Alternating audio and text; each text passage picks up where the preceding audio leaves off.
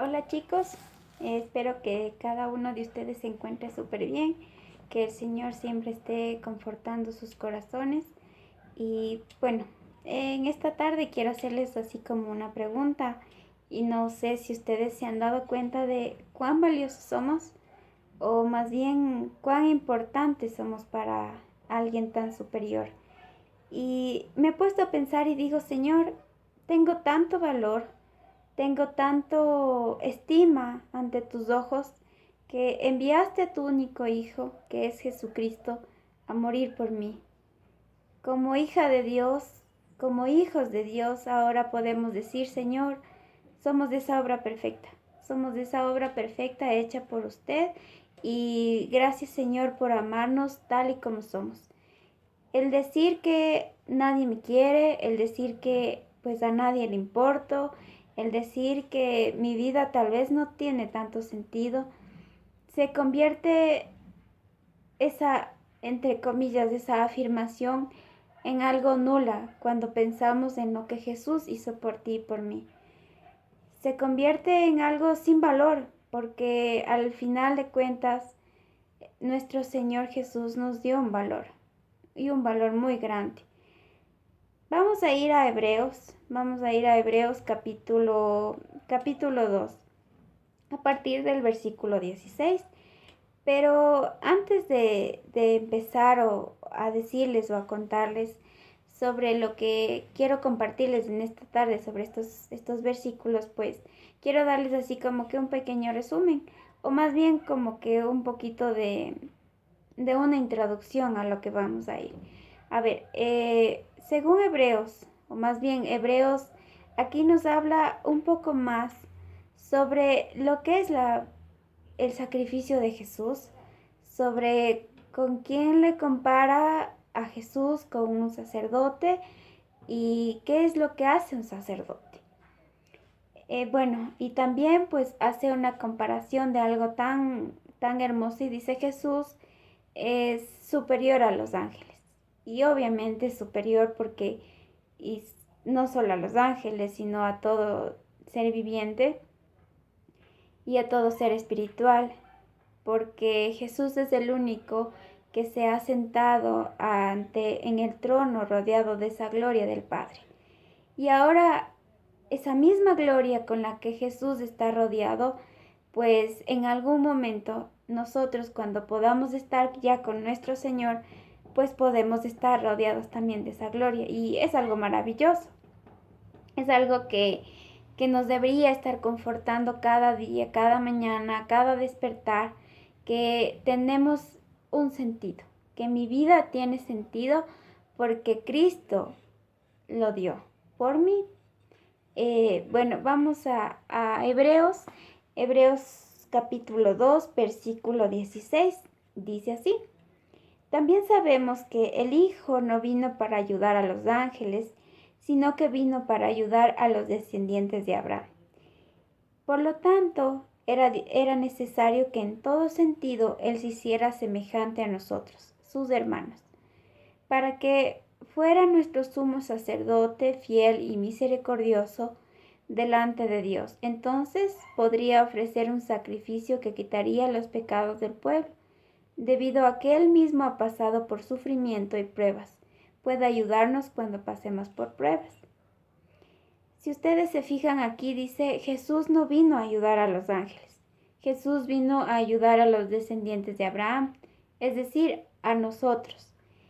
Se dan cuenta que cada uno de nosotros tenemos un gran valor porque somos los únicos que hemos experimentado la salvación de un rey. Somos los únicos que pudimos experimentar esa salvación del único Hijo de Dios. Y claro, en el versículo 14 de Hebreos 2:14 dice, Él tenía que, como los hijos de Dios son seres humanos, nuestro amado Señor Jesús pues tenía que hacerse a esa semejanza. ¿Para qué? Para poder morir y vencer a esa muerte, para poder entregar Él su espíritu y vencer al poder de la muerte. Por eso en Apocalipsis dice que Jesús tiene en su poder las llaves tanto del Hades como de la muerte, porque ya venció a la muerte. Y eso también podemos verlo en Corintios capítulo 15, primera de Corintios 15. Y entonces, a partir de estos versículos, nosotros podemos entender qué afortunados somos. Qué afortunados somos los seres humanos porque tenemos a un Salvador que se despojó de su trono, se despojó de esos privilegios divinos que él tenía, que se despojó de esa gloria en donde él estaba. ¿Para qué? Para hacerse hombre, tal y como nosotros somos.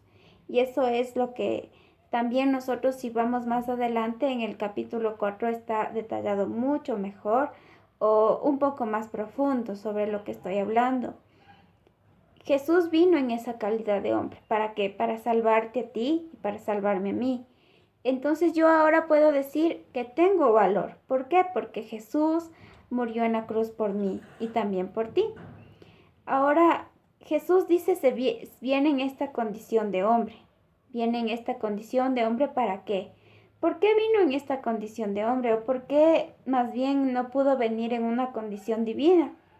Porque obviamente si no venía en esta condición de hombre, pues como dice más adelante a partir del versículo 17, Él no podría habernos entendido o no nos hubiese comprendido lo que nosotros estamos viviendo.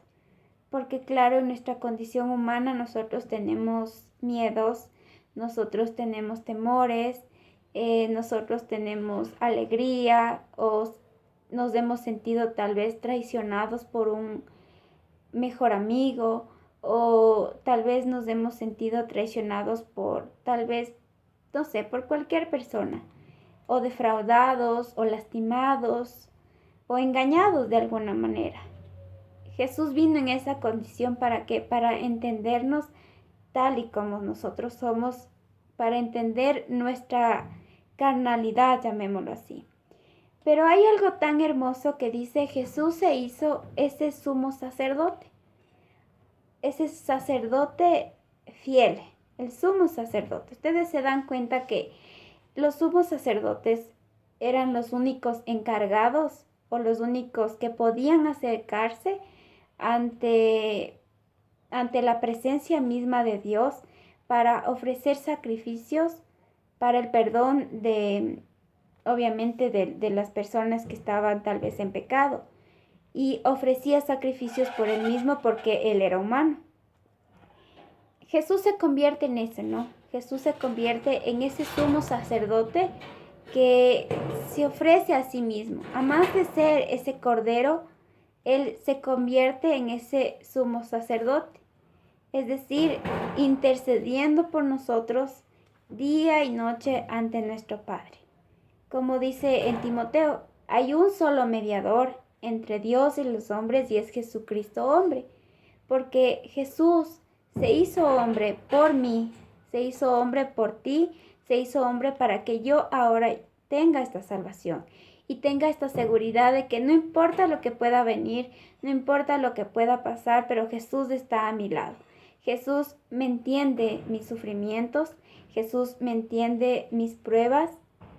Jesús está ahí, siempre va a estar ahí conmigo. Y por eso dice un sumo sacerdote fiel.